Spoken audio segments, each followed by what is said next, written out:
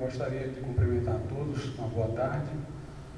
E o tema a que nos propomos falar é a crise da linguagem e a teologia, uma defesa das doutrinas da reforma referentes à perspicuidade da Bíblia, que é a sua clareza, a autossuficiência da Bíblia e o sentido intrínseco da Bíblia, particularmente tendo em vista a problemática hoje do pluralismo, do multiculturalismo e da elasticidade que as palavras vêm adquirindo para compatibilizar discursos diferentes. Como nós vamos manter firme os postulados da reforma em meio a todo esse ambiente pós-moderno. Mas eu gostaria de começar com algumas preliminares, porque considero que esse problema não é um problema novo, recente, é um problema antigo.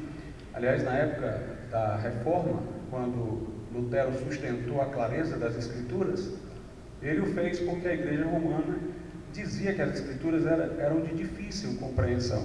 Daí porque ela era mantida na língua dos eruditos, o latim, e a pessoa não poderia ler na sua própria língua, na língua vernácula. Além disso, somente a Igreja poderia interpretar para o fiel a Bíblia Sagrada e, portanto, não havia a possibilidade do livre exame. Ainda hoje a Igreja Romana, muito embora aceite que seus fiéis tenham acesso à Bíblia na língua vernácula e a leiam, ela ainda considera-se a intérprete oficial, porque guardiã de uma tradição que somente os bispos são os seus depositários, de maneira que o povo comum, sem esse conhecimento auxiliar que é ministrado pelos bispos, particularmente pelo Papa, que gozaria de infalibilidade, não teria acesso ao sentido correto das Escrituras.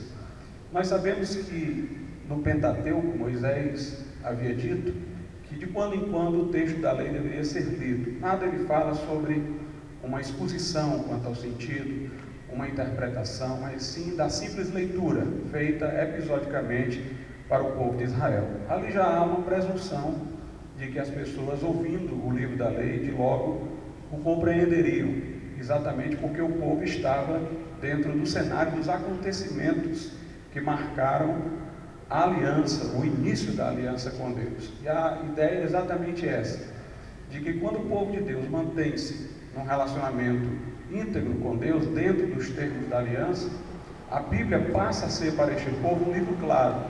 Ela torna-se um livro mais difícil quando o povo rompe com a aliança, se afasta, divaga por outros pensamentos e depois retorna.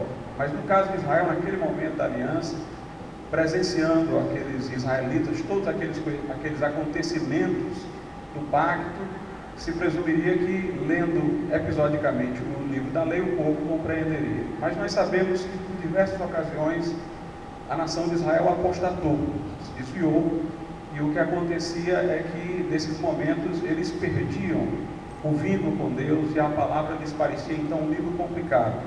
Daí porque, em certas ocasiões, Deus diz a profetas que eles iriam pregar, mas o povo não compreenderia o discurso. Eles iriam falar a um povo que não teria ouvidos para ouvir, não teria olhos para ver. E no cativeiro babilônico, o povo afastado de sua terra, dentro de uma outra cultura, perdeu todos os termos da aliança, exceto aqueles que se mantiveram fiéis.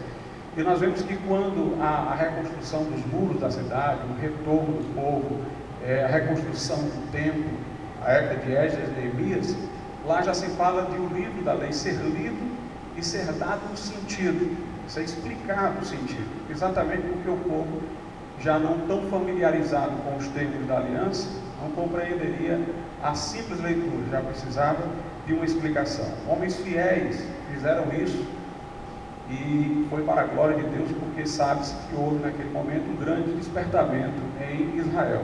Mas com o passar do tempo, essa liderança hermenêutica, esses líderes que interpretavam a lei para o povo, começaram a assumir uma postura similar da Igreja Católica medieval, a de que eles eram guardiães de uma certa tradição, aptos à interpretação correta da Bíblia, enquanto que o próprio povo não teria acesso a esse sentido.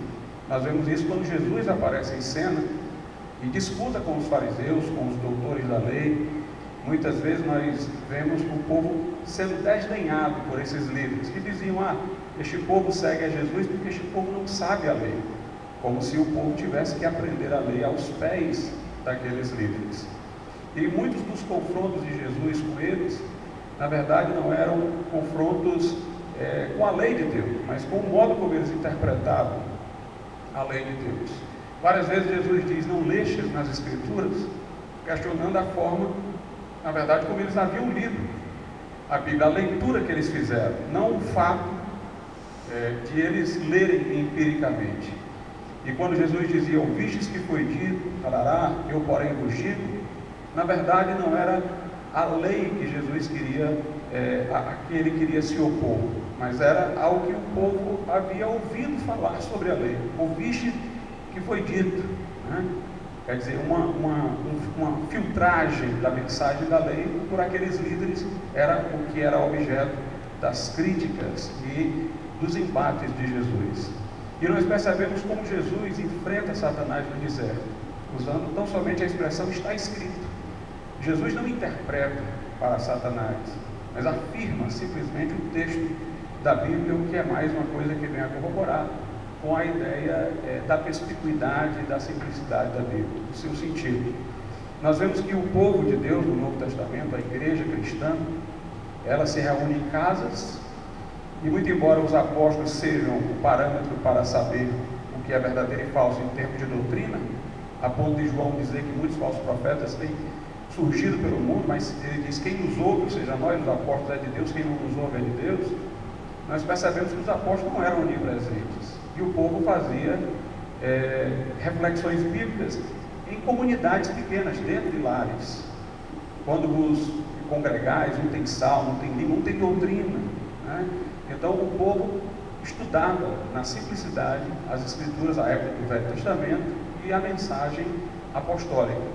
Mas nós vemos acontecer depois uma sucessão de perseguições à igreja, e a cada perseguição, após as coisas se estabilizarem, muitas pessoas que tinham negado a fé, os traditores que tinham entregue os documentos do Novo Testamento aos perseguidores, muitos líderes, inclusive bispos, pastores que haviam negado a fé nesse momento, se aliado até aos perseguidores para não sofrerem retaliação.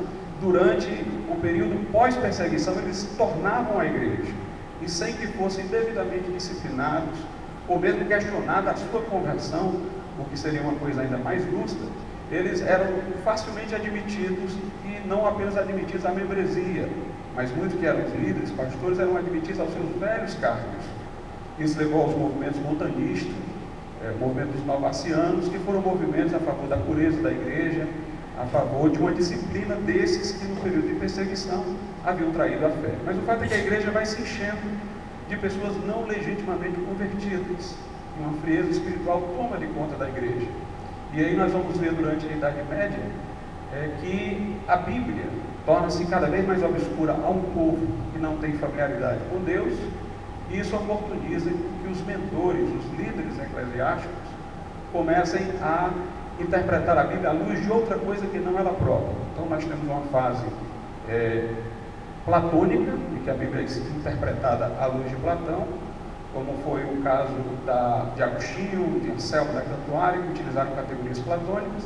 Temos uma fase aristotélica, com Alberto Magno, Tomás de Aquino, que a Bíblia era interpretada à luz de parâmetros aristotélicos, o que levou o silogismo à conclusão de ser Maria Mãe de Deus, um equívoco que não levava em conta o fato de Jesus possuir duas naturezas, a humana e a divina. Levou à doutrina da transubstanciação, trabalho com as categorias aristotélicas de substância e acidente, e muitas doutrinas da Bíblia foram corrompidas para satisfazer a adaptação da Escritura a estes filósofos gregos pagãos. Para o povo comum, que não entendia nada de Platão e Aristóteles, o que se dizia era que a Bíblia deveria ser interpretada de acordo com a tradição. Pensava o povo em cada época que a tradição da igreja naquele momento fora sempre a mesma. Então eles interpretavam a Bíblia de maneira a legitimar as práticas contemporâneas da igreja. Nunca a igreja ficava sob o crivo da Escritura, mas pela Escritura as atitudes da igreja eram sempre legitimadas. É nesse momento que aparece a reforma. Lutero vai exatamente questionar essa interpretação da Bíblia à luz de autores pagãos, dizer que a Bíblia é interpretada pela Bíblia, como diz Paulo, devemos comparar coisas espirituais com espirituais. Então nós não poderíamos interpretar o inspirado, o revelado, à luz do humano, o sobrenatural à luz do natural, o cristão à luz do pagão, porque Aristóteles e Platão eram filósofos pagãos. E ele vai dizer que a Bíblia tem um sentido intrínseco, ele vai prestigiar a interpretação sistemática. Uma das críticas que eram feitas a Lutero era que, neste caso, ele teria que pelo menos saber de informações históricas sobre a época em que os livros foram escritos para compreender a Bíblia. Logo, ele teria que apelar para alguma coisa extra-bíblica. Mas Lutero saiu-se bem com a seguinte ideia, de que a Bíblia tinha as informações históricas necessárias para a elucidação do seu próprio sentido. Assim, por exemplo, eu vou interpretar Provérbios ou Eclesiastes, que foram escritos por Salomão, segundo a tradição cristã. Então, eu, sabedor de que foi escrito por Salomão, iria me valer dos livros de crônicas, de reis, para conhecer quem foi Salomão e em que conjuntura ele viveu. A mesma Bíblia que tinha um livro didático, tinha um livro histórico. Ela me familiarizava com a perspectiva histórica do autor como autor, e assim eu poderia ter o subsídio para compreender o seu livro. Para eu entender Salmos como os de Davi, eu precisaria realmente compreender o cenário da vida de Davi, mas eu tinha em Samuel, em Reis, eu tinha nos livros históricos, como também para eu interpretar a carta de Paulo, teria que saber sobre a vida de Paulo, mas eu tenho um livro histórico sobre Paulo, que é o livro de Atos. Como eu tenho um livro histórico sobre Jesus, os livros históricos sobre Jesus, que são os evangelhos. Não é que isso torne desprezível o estudo da história, mas nós não podemos ter uma interpretação da Bíblia que postule que sem aquela informação histórica extra-bíblica eu nunca chegaria a ela. Toda informação histórica pode me servir para confirmar o que a Bíblia diz, mas eu não posso ter uma interpretação tal que, se eu não tivesse aquela informação extra-bíblica que o historiador me dá, a Bíblia se apresentaria como obscura. E desse modo, um historiador incrédulo, mas bem informado, poderia estar em melhor condição de entender a Escritura do que um crente leitor fiel, submisso à vontade de Deus. Então a história serve para consolidar, para convalidar.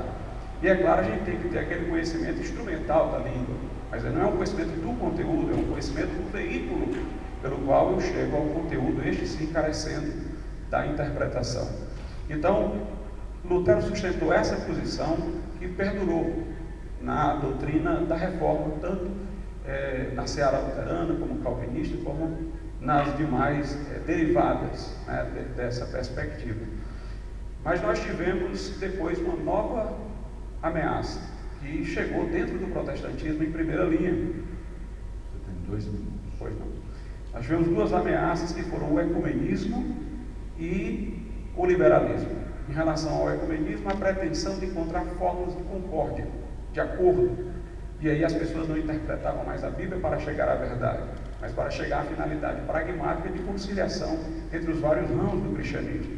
E depois, o liberalismo, que queria tornar a mensagem bíblica relevante ao mundo científico moderno. Como diz Peter Beger, que é um sociólogo americano, Schleiermacher, no século XIX, pai do liberalismo teológico, ele fez um acordo com o mundo, como quem diz: eu tiro da Bíblia os milagres que vocês não podem aceitar, e vocês aceitam a ética cristã como uma ética mais avançada. Então, ele dessobrenaturalizou a Bíblia para torná-la relevante ao mundo moderno. Hoje nós vemos, nesse mundo globalizado, uma globalização econômica que pretende a globalização ideológica. Isso se vê na questão dos direitos humanos fundamentais. Se quer que todos os países sejam signatários dessas declarações, e o que é que acontece?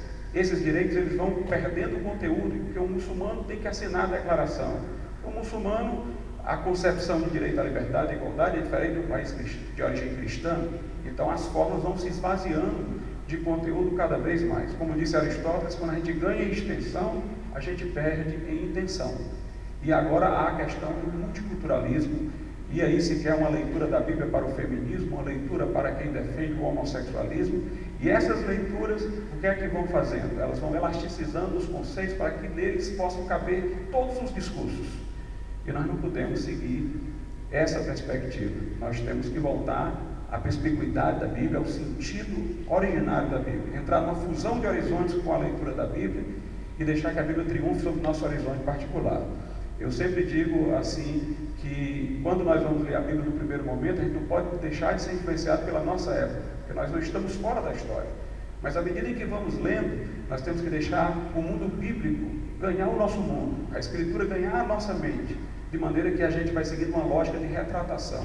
A cada leitura eu vou corrigindo o que era da minha perspectiva que estava em desacordo, e vou me retratando. Foi o que Agostinho fez. No final da vida ele escreveu as retratações e identificava. Na minha obra tal eu disse isso, mas isso era mais platônico do que cristão. Eu estava influenciado por Platão. E eu agora quero me retratar e fazer uma afirmação tipicamente cristã.